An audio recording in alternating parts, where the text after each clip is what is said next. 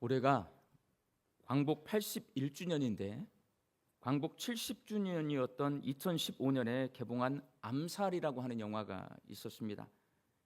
이 영화는 일제강점기 당시 조선에 주둔한 일본군 총사령관을 암살하려는 독립군의 이야기를 담고 있습니다. 영화 속 주인공 가운데 한 사람인 임시정부 경무국 대장 염석진, 이 사람이 이 작전에 함께 참여하는데 그가 변절하고 동료들을 밀고 해서 암살 작전에 실패합니다.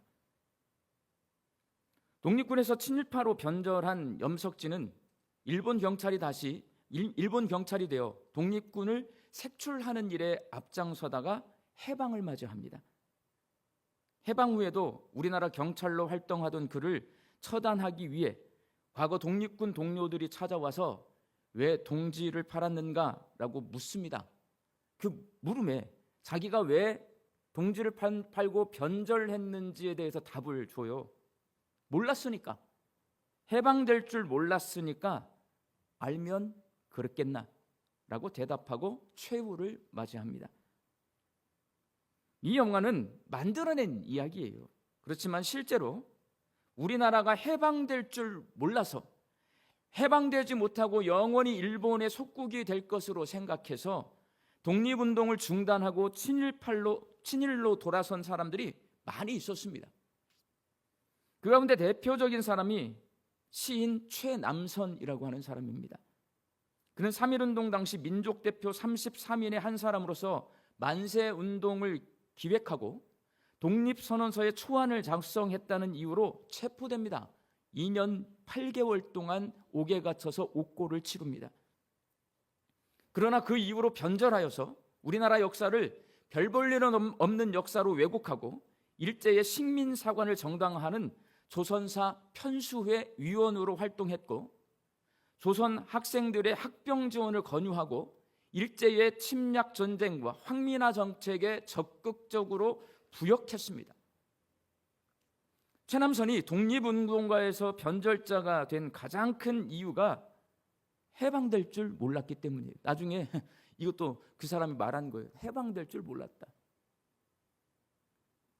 일제강점기가 20년 가까이 되자 우리나라가 독립하기는 어려울 것 같으니 차라리 일본의 속국으로 있으면서 부강해지는 것이 낫겠다. 저항하다가 많은 사람이 죽고 많은 사람이 잡혀가서 고문당하고 이러니까 차라리 이게 영원히 계속될 것 같으니 이렇게 저항하지 말고 그냥 잘 살아서 나라가 부강해지자, 이렇게 마음을 바꿔먹은 사람들이 많아졌어요. 오늘 본문 말씀은 이와 비슷한 상황에 놓여 있는 남유다 백성에게 주신 하나님의 예언의 말씀입니다. 에스겔 40장 1절 말씀을 함께 읽겠습니다. 우리가 사로잡힌 지 25째 해 성이 함락된 후 14째 해 첫째 달 10째 날에 곧 그날에 여호와의 권능이 내게 임하여 나를 데리고 이스라엘 땅으로 가시되. 에스겔 선지자가 남유다 백성이 바벨론의 포로로 잡혀온 지 25년이 지났을 때에, 그리고 바벨론 군대에 의해 예루살렘이 함락되고 예루살렘 성전이 파괴된 지 14년이 지났을 때에 하나님께서 에스겔 선지자에게 무너진 예루살렘 성전이 다시 회복되는 환상을 보여주십니다. 에스겔 40장, 오늘 본문 말씀이 40장이에요. 40장에서 42장까지 하나님께서 환상으로 보여주신 예루살렘 성전의 모습을 기록해 놓고 있는데 그 모습이 이렇습니다. 그러니까 에스겔 선지자는요, 눈으로 환상을 보니까 저게 보이는데 우리는 책으로 읽잖아요. 남유다 백성 귀로 듣거든요. 이게 한마디로 말해서 설계도면인데 설계사나 건축사가 아니고서는 오늘 말씀을 이렇게 문이 몇 척이고 몇 척이고 길이가 너비가 면적이 이런 걸 말하면 우리는 못 알아먹어요. 글로 봐도 못 알아먹고 귀로 들어도 못 알아먹어요. 근데 에스겔 선지자는 저걸 환상으로 보는 거예요. 환상으로. 오늘 본문 말씀인 에스겔 40장 38절에서 49절의 말씀은 북문, 남문, 동문, 안뜰, 밖들, 희생제물을 잡는 탁자와 제사장들의 방과 성전 현관에 관한 말씀입니다. 저 건물들의 길이, 높이, 너비, 두께 얼마인지를 다 오늘 말하고 있는 거예요. 에스겔의 성전은 바벨론 군대의 공격으로 파괴된 기존의 솔로몬 왕이 지은 성전과 많이 다릅니다. 솔로몬 왕은 저런 성전을 지었는데요, 저게 바벨론 군대 의해 다 없어져 버렸어요. 파괴되었어요. 그리고 아까 환상을 통해 보여주시는 새로운 건물을 하나님께서 지을 것이라 라고 말씀하고 계시는 거예요. 솔로몬 성전과 에스겔이 환상으로 본 성전의 가장 큰 차이가 뭐냐?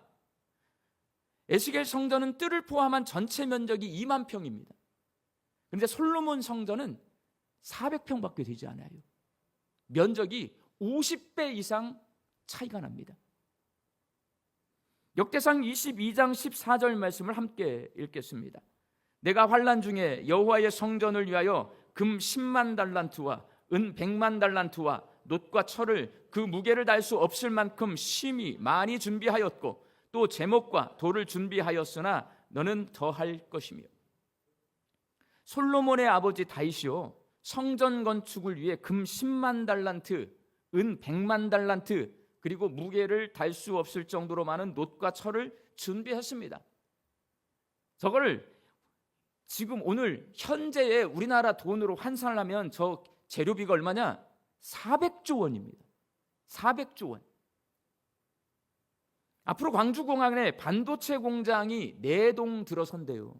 공장 큰 게 4채가 들어설 텐데 한 동을 짓고 그 안에 반도체를 만드는 설비를 다 지으면 한 동에 200조래요. 200조. 성경은 솔로몬 왕이 예루살렘 성전을 건축할 때에 반도체 공장 2채를 2동을 지을 정도로 막대한 비용이 들어갔다라고 기록해 놓고 있습니다. 그런데 지금 남유다 백성은 바벨론의 포로로 잡혀와 있습니다. 나라는 망했습니다. 지도자인 왕도 없습니다. 나는 포로로 잡혀왔어요. 내가 뭔가 열심히 일을 하거든요. 바벨론에서 가만 놔두지 않아요. 뭐 일을 시켜요. 일을 시키는데 돈을 줘요, 안 줘요? 월급 줘요, 안 줘요? 안 준단 말이에요. 밥만 먹여줘요. 나라는 망했어요, 여러분. 왕도 없어요. 그런 상황 속에서 솔로몬 왕이 건축한 성전보다 50배가 넓은 성전을 짓겠다라고 말씀하시니 남유다 백성이 믿을 수 있을까요, 없을까요? 믿을 수가 없죠. 왜? 성전 건축 비용을 감당할 수가 없어요. 건축이라고 하는 것은요, 돈 없으면 건축 못합니다. 그런데 솔로몬의 성전보다 그게 200조가 들어갔는데 그것보다 50배가 넓은 성전을 다시 짓겠다고? 나 돈 없는데. 우리 양림교회하고 똑같아요. 제가 뭐 지으려고 하면 어른들만 많아갖고 전부 걱정만 해. 내가 건축원금을 할 수 없는데 목사님이 뭘 짓겠다고 하시지. 돈이 없으면 건물을 못 지어요, 여러분. 남유다 백성은 현실적으로 성전을 건축할 수 있는 돈이 없습니다. 지을 수 없어요. 하나님 말씀이 안 믿어져요. 성전 지을 비용도 없지만 그보다 현재 자신들이 처한 상황 때문에 믿을 수가 없습니다. 포로로 잡혀온 지 25년이 지났습니다. 나라가 망한 지 14년이 지났습니다. 이 오늘 본문 말씀 40장인데요. 그 1절 말씀은 우리나라 사람들이 누구보다도 잘 알 수 있는 말씀이에요. 왜냐하면 나라가 망해보지 않은 나라, 다른 나라의 지배를 받아보지 않는 나라는요, 이 말씀을 우리처럼 이해할 수 없어요. 우리는 일본이 우리나라를 강제로 점령했잖아요. 그리고 46년을 그 밑에서 살았잖아요. 그러니까 오늘 말씀이 20년 정도가 지난 거예요. 25년 지났어. 포로로 끌려오는데 나라 망한 지는 15년이 지났어요. 14년이 지난 거예요. 그러니까 우리는 알아요. 그 정도 지나면 그 나라 사람이 어떤 생각을 하게 되고 어떤 행동을 하게 되는지 우리는 안단 말이에요. 왜? 역사에 기록해. 그래서 역사가 중요한 거예요.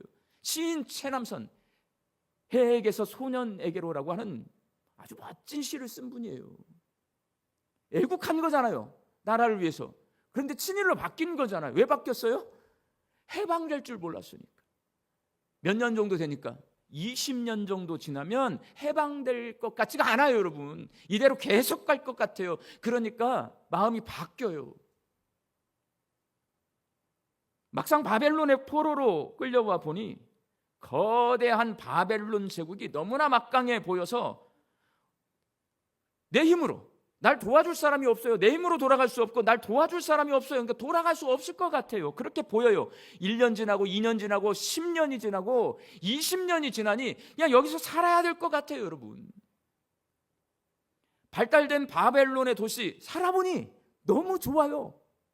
예루살렘 촌동네에 살다가 바벨론 저렇게 큰 도시 가서 살으니까 너무 좋아. 백화점도 있고 에스컬레이터도 있고 지하철도 다니고 버스도 팍팍 오고 그냥 차라리 안 가고 여기 살았으면 좋겠어요. 그런 마음이 생겼어요. 그래서 예루살렘 성전을 새롭게 건축할 것이라는 하나님의 말씀을요 믿기 싫습니다. 그렇다면 여러분, 남유다 백성이 하나님의 말씀을 믿어야 될까요? 그냥 이대로 믿지 말아버려야 될까요?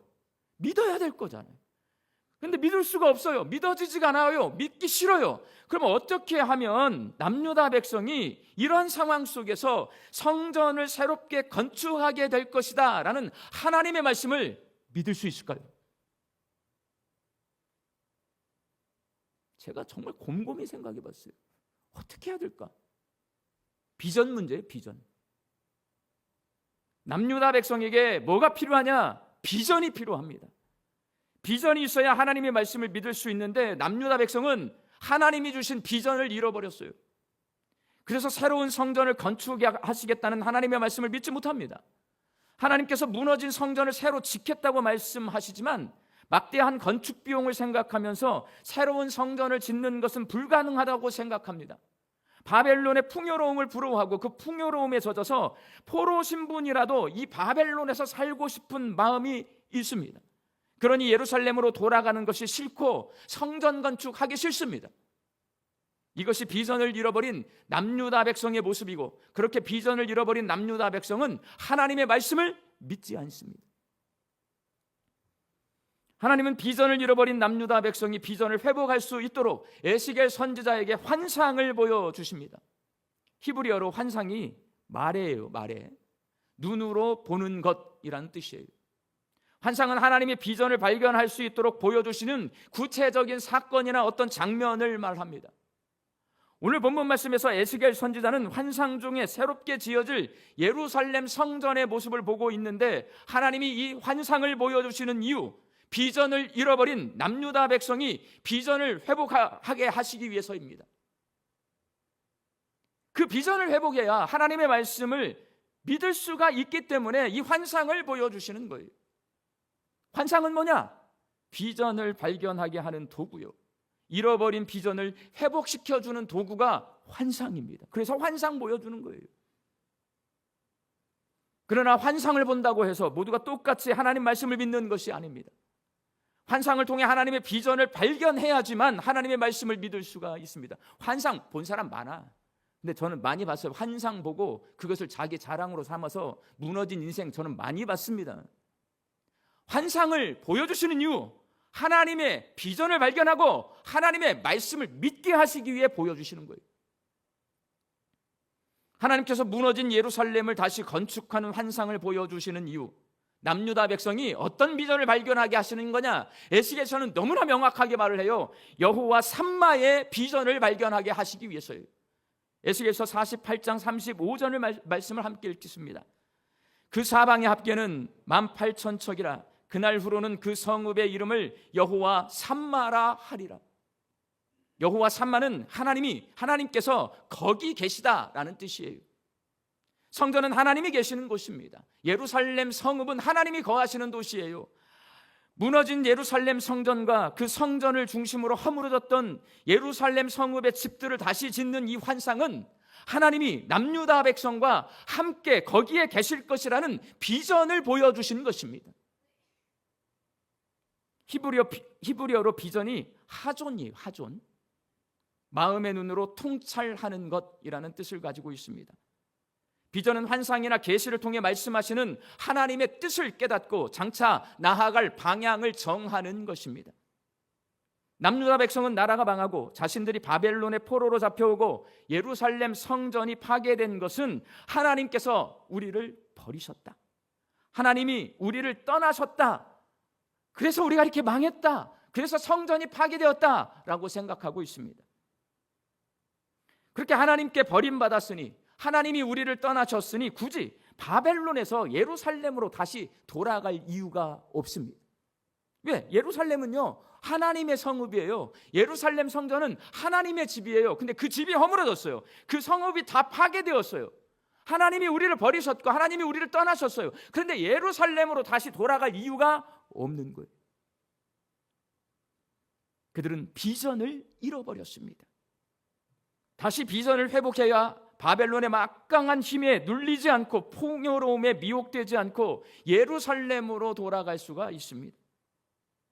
하나님께서 보여주시는 환상을 보고도 비전을 회복하지 못하면 새롭게 지어질 예루살렘 성전을 기대하지 못하게 됩니다. 성전 건축 비용만 걱정하게 되고 바벨론의 풍요로움을 동경하면서 하나님의 말씀을 믿지 않게 됩니다. 그래서 하나님은 무너진 성전과 파괴된 예루살렘 성읍을 새롭게 건축하는 이유가 여호와 삼마, 하나님이 거기에 계실 것이고 남유다 백성도 하나님 계신 그곳에 함께 있을 것이라는 환상을 보여주심으로써 그들이 잃어버린 하나님의 비전을 회복시켜 주시고 하나님 말씀을 믿게 해 주시는 것입니다. 성경에서 환상, 비전과 함께 생각해야 될 게 한 가지가 더 있어요. 계시예요. 계시. 히브리어로 계시는 갈라인데 드러내다, 장막을 걷어내다 라는 의미를 가지고 있습니다. 계시는 하나님이 누구신지를 드러냅니다. 장막을 걷어서 감추어져 있던 하나님의 뜻을 보여줍니다. 하나님은 성경 말씀과 꿈과 환상과 역사적 사건과 같은 도구를 사용하셔서 하나님이 어떤 분이신지를 드러내십니다. 하나님의 뜻과 계획을 나타내고 보여주십니다. 성도는 환상을 통해 눈으로 하나님의 뜻과 계획을 바라보고 계시를 통해 하나님의 뜻과 계획을 깨닫고 비전을 통해 하나님의 뜻과 계획을 향해 나아갑니다. 하나님은 항상 우리에게 보여주세요. 환상을 통해, 하나님의 말씀을 통해, 계시를 통해 하나님의 뜻과 계획을 보여주시는 거예요. 성도는 그걸 보고 뭘 발견하냐? 하나님이 내게 가지고 계신 비전을 발견하는 거예요. 그리고 그 비전을 향해서 나아가는 거예요. 이게 신앙생활이에요, 여러분. 에스겔 40장에서 하나님은 하나님의 말씀을 믿지 못하는 남유다 백성에게 예루살렘 성전과 성읍을 새롭게 건축하는 환상을 보여주심으로써 그들이 잃어버렸던 여호와 삼마의 비전을 회복하게 하십니다. 그리고 이스라엘의 회복이 하나님의 뜻과 계획임을 깨닫고 이스라엘의 회복을 향해 나아가게 하십니다. 사랑하는 왕주 양림교회 성도 여러분, 여러분에게는 어떤 비전이 있습니까? 비전은 여러분, 꿈꾸는 것은 애나 어른이나 90세가 넘어도 꿈은 꾸는 겁니다. 하나님 주신 비전을 갖는 거예요. 오늘 주신 하나님의 말씀을 통해 하나님이 내게 주신 비전이 무엇인지, 주신 비전을 잃어버리지 않고 잘 간직하고 있는지 생각해 보시기 바랍니다. 3.1 만세 운동을 계획하고 독립선언서의 초안을 작성하고 거기에 서명을 했다는 것은 조국의 독립을 위해 내 목숨을 바치기로 결심한 겁니다. 몇 명이 서명했냐면 33명밖에 서명하지 않았어요. 최남선, 내가 조국의 독립을 위해 내 목숨을 내놓겠다 결단하고 거기에 서명한 거예요. 최남선은 조선의 독립을 위해 내 목숨을 기꺼이 내어놓을 정도로 나라를 사랑한 애국자였어요. 여러분, 우리보다 나아요. 욕할 거 없어. 그러나 우리가 알 수 없지만 무슨 일이 있었는지, 그의 생각이 언제 바뀌었는지 알 수 없지만 어느 순간 어느 계기로 그는 뭘 잃어버린 거냐? 비전을 잃어버렸어요. 비전은요, 내가 장차 나아갈 방향이에요. 난 이 길로 갈 거야. 난 독립을 향해 갈 거야. 비전을 잃어버리니까 방향을 잃어버리는 거예요. 독립 안 바라봐요. 다른 것 바라보게 되는 거예요. 친일로 가는 거예요. 비전을 잃어버리니 시각이 달라집니다. 보는 게 달라지면 생각이 달라지는 거예요. 생각이 달라지면 행동이 달라집니다. 비전은 이런 거예요, 여러분. 보게 합니다. 생각하게 합니다. 행동하게 하는 거예요. 비전이 달라지면 다르게 봐요. 다르게 생각해요. 다르게 행동합니다, 여러분.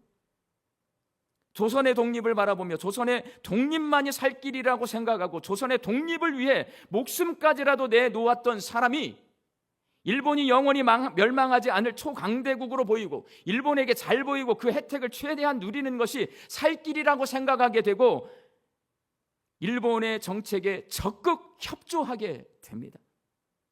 애국을 향해 나아가던 사람이 매국을 향해 나아가게 됩니다. 비전은 내가 장차 나아갈 방향을 결정해줘요. 예수님을 믿는 성도는 내 비전 말고 여러분 비전을 이루면 안 돼요. 우리는 누구 비전을 이루기로 여기 모여 있는 거예요? 하나님이 내게 주신, 우리 양림교회에 주신 비전을 이루기 위해 여기 모여 있는 겁니다. 성도는 내 비전을 이루는 사람이 아니라 이 땅에서 하나님의 비전을 이루어 드리는 사람입니다. 하나님의 성경 말씀과 꿈과 환상과 역사적 사건을 통해 우리에게 하나님의 비전을 보여주시고 그 비전을 향해 나아가게 하시고 결국 비전을 이루게 하셔서 하나님의 말씀을 믿게 하십니다. 믿음이 있어야 구원받는 거예요, 여러분. 우리 교회의 사명은 복음을 전하는 교회입니다. 이 사명이 어디서 나왔냐? 예수님이 승천하시면서 마지막으로 제자들에게 하신 말씀이 오직 성령이 너희에게 임하시면 너희가 권능을 받고 예루살렘과 온 유대와 사마리아와 땅끝까지 이르러 내 증인이 되리라 하시니라. 선교 명령이라고 해요. 예수님이 마지막 승천하시기 직전에 제자들에게 마지막 하신 명령이 뭐냐면 선교 명령이에요. 복음을 전하라란 말이잖아요. 예수님이 이 땅에 오셔서 하나님 나라 복음을 전하셨고 제자를 세우고 교회를 세워서 복음을 전하게 하셨습니다. 그래서 우리 교회 사명이 뭐예요? 복음을 전하는 교회예요, 여러분. 이거는 예수님이 우리에게 주신 사명이고 성경에 기록되어 있는 사명이란 말이에요. 이거는 내가 막 머리가 좋아가지고 쥐어 짜서 만들어내는 게 아니고 그냥 성경에 쓰여 있는 교회의 사명이고 제자들의 사명이에요, 여러분. 예수님께서는 복음을 어떻게 전하셨는지 모범을 보여주셨습니다. 그리고 제자들은 예수님을 따라다니면서 그 모습을 봐서요, 그 제자들이 복음을 전하신 방법, 예수님의 그 방법을 이렇게 기록해 놓았습니다. 마태복음 4장 23절 말씀을 함께 읽습니다. 예수께서 온 갈릴리에 두루 다니사 그들의 회당에서 가르치시며 천국 복음을 전파하시며 백성 중에 모든 병과 모든 약한 것을 고치시니, 이걸 삼중 사역이라고 해요. 가르치고 곧 전파하고 고치고. 예수님은 그렇게 복음을 전하셨어요. 가르치고 전파하고 고치고. 양림교회가 예수님처럼 복음을 전하기 위해 가르치고 배우는 교회, 복음을 선포하는 교회, 지역을 섬기는 교회, 이 세 가지 비전을 세운 겁니다, 여러분. 내가 머리를 막 짜내가지고 막 머리가 좋아서 이걸 비전으로 제시한 게 아니라 우리 교회의 비전은 성경 말씀이고요, 예수님께서 복음을 전하던 방법이고 방향성이에요. 그래서 그걸 그대로 가서 비전을 세운 거예요, 여러분. 가르치고 배우는 교회의 비전을 향해 나아가고 있는 우리 교회는 다양한 교육 훈련을 열심히 진행하며 이 비전을 이루고 있습니다.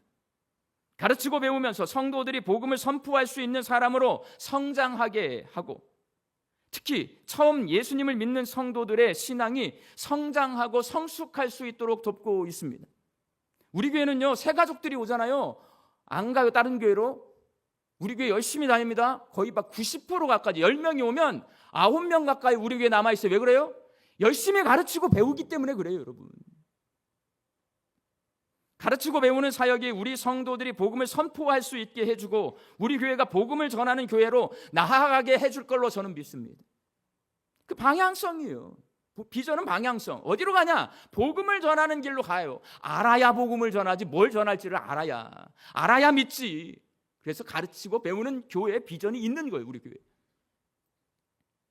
그리고 지역을 섬기는 교회의 비전을 향해 나아가고 있는 우리 교회는 새 양림교회와 연합해서 양림동을 더 많이 섬기면서 우리 동네에 선한 영향력을 끼치기 위해 정말 애쓰고 있습니다.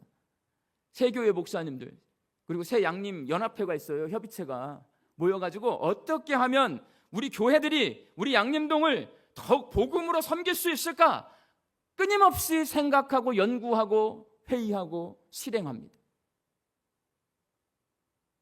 특히 제가 말씀드리잖아요. 앞으로 우리 30대, 40대, 3040 세대와 함께 정원 양림, 우리 교회 정원 가꾸는 이야기. 저 정원을 누가 좋은 나무를 저기다 심었냐 이거 말고요, 여러분. 저 정원이 왜 저기 서 있냔 말이에요. 이 삭막한 이 동네에, 아무도 쳐다봐주지 않는 동네에 우리 교회 마당을 왜 정원을 만들었어요? 왜 만들었어? 싸우려고 만들었어요? 저 정원을 통해서, 이 우리 교회 정원은요, 양림동의 정원이에요, 여러분. 정원 왜 만들어 놓는 거예요? 정소함양. 정원을 보면서 우리가 또 이렇게 마음이 순화가 되고 식물을 바라보면서 기쁨도 얻고, 온 김에 예배당도 바라보고 십자가도 바라보고, 그러다가 예배당 안으로 들어와서 예배도 드리고 복음을 믿게 하려고 정원을 만든 거예요, 여러분. 그 이야기를 해 나가겠다는 거예요. 양식 양림. 주일에 교회 식당에서 성도들에게 점심 한 끼를 대접하는 이야기. 밥 먹는 거는요, 사람에게 있어서 가장 중요한 겁니다. 밥 먹는 것처럼 좋은 것이 없어요. 그래서 우리가 밥 먹으면서 싸울 것이 아니라, 그거는 그럴 게 아니야. 따뜻한 이야기. 엄마의 마음으로 따뜻하게 성도들을 대접해주는 이야기 할 거란 말이에요. 카페 양님, 어비슨 카페에서 커피를 대접하는 이야기를 우리 동네 사람들, 우리 교회를 방문한 사람들과 함께 써가면 우리 교회가 앞으로 복음을 전하는 교회로 나아가게 되리라 저는 믿습니다. 기대가 있어요. 이게 앞으로 어떻게 될까? 왜 기대가 있냐면 아직 기획이 다 안 되니까 열심히 생각하고 있어요. 하나님이 어느 날 하루아침에 기획이 다 될 수 있도록 다 정리가 끝나게 하실 거예요. 재밌는 일이 있을 거예요, 앞으로. 우리 교회는 이제 복음을 선포하는 교회의 비전을 향해 힘차게 나아가게 될 것입니다. 내년에 구역이 1년짜리로 바뀔 텐데, 그 구역 모임을 통해 가나안 성도가 된 우리 가족들, 성도들이 다시 공동체 예배를 회복하고 신앙생활을 회복하게 할 것입니다. 예수님을 믿지 않는 사람들에게 복음을 전하고, 유튜브, 인스타그램에서 예수님을 믿지 않는 사람들에게 예수님을 믿는 성도들의 아름다운 이야기, 우아한 이야기, 기품 있는 이야기를 들려주면서 복음을 선포하는 교회로 나아가게 될 것입니다. 이게 비전이야, 이게 비전.